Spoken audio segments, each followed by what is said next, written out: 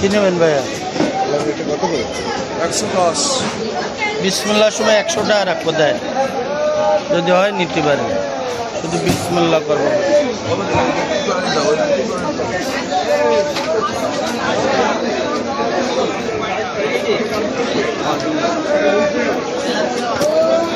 এ দাউদ ভাই, কালকের বেডকে উঠাওনি?